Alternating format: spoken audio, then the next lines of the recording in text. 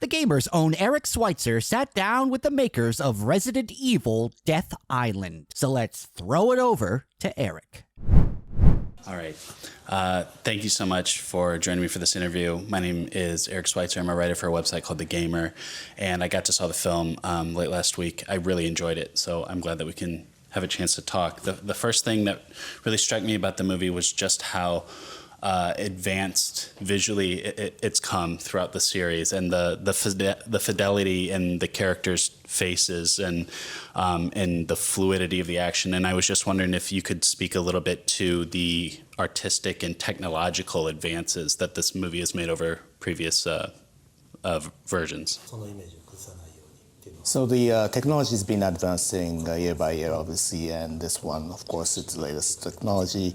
Also, the game's been advancing so much from the past, and then, but since this one, we have all the 5 characters coming back, so we're trying to have a good balance, and especially Jill had, we had to figure out the design of the Jill to make the fans happy about it. So that's where we put more technology into it. This is our meeting of all of our characters together, I think for the first time, having all 5 of them. Was it difficult from a story perspective to find a balance for all of these leading characters to all share the screen together? So in terms of the thing that the writer was struggling is to make sure that it has coherence with the game stories, and then so in terms of the each character's story has to be making sense with vis-a-vis the game, and he was consulting with Mr. Kawata, who's the game producer. So that's where he was putting his emphasis on in it. Yeah.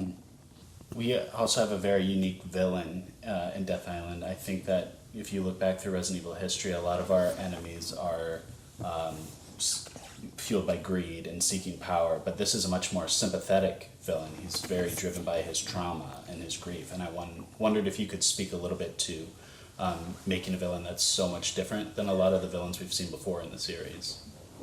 So in terms of the villain, I mean, since the 5 characters are so strong and they have the strong characters and they're very powerful, but so he wanted to have another a villain that can actually work with them in terms of the balance of it.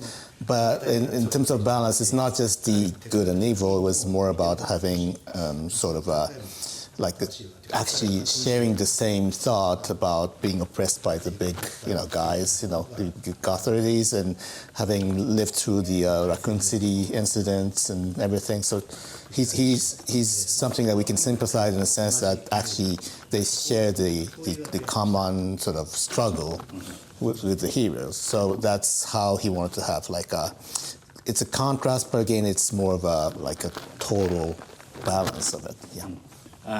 This movie also has some really incredible set-piece action moments, in particular the first arrival at Alcatraz and the way that all the characters are sort of having their own fight sequences that all come together. I'm curious if you find that you need to try to top each film with bigger action and more exciting moments, and if it's becoming difficult to do that as we get more and more films. So the easy answer is this is a CG animated movie, but we didn't intend to be looking like CG. We tried to actually make it closer to a live action movie in terms of the action sequences. Animation. So basically, he's a live action director, but this is the only second time to do CG animated stuff, and last time was actually Infinite Darkness. And so he hired the motion capture actors were actually the live action actors in terms of stunt. So the stunt actions were actually made with the real live action actors in a real sense. So it looks more realistic because they're really actually doing that stuff, And in terms of the action, we try to increase more from Infinite Darkness because this one is a big movie, so we upped up a lot. When the trailer first premiered for Death Island, some fans noticed that it seemed like the men were aging quicker than the women were, and I think that there was some speculation that it could be the viruses that Jill and Claire had experienced was slowing down their aging. Can you speak to that or confirm that if that theory is correct? So it is, in fact, true that the setup for Jill, especially, is that she's got infected by the virus twice or three times, I think. So she is the one that's not aging, and it is an official setup by Capcom, actually. The rest is also true, and then we kind of kept the same thing. But Jill is, what fans thought is, not aging, but it is intentional. And this is also our first on-screen meeting between Leon and Jill, which is something that fans have been very looking forward to for a long time.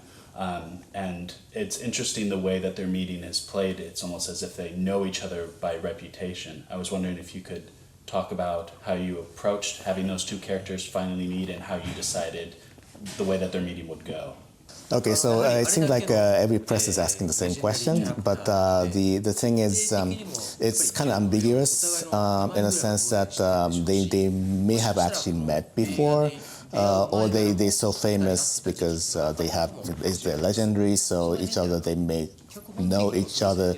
But in terms of the writing, he didn't want to really decide whether they met or not because it's never been told. So it was more an ambiguous sense that may have met, may know, we don't know, but at least they kind of know each other, who they are. So the animated features are canon to the game, so it has to be current with the game, and that's where the Capcom is really, making sure, and we're making sure that it matches with the games.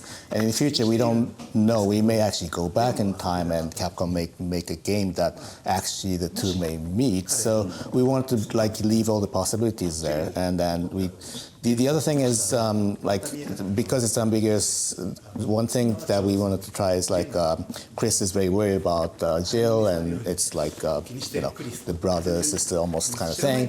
But whereas Leon is hey, casually kind of meeting with Jill. That contrast was also something that was interesting to try, and that way we didn't have to really worried about whether they met before or not. It's just how that, the chemistry went. Right. Yeah. I think that's all the time I have. Thank you all very much. I really enjoyed the movie. Oh, that's okay.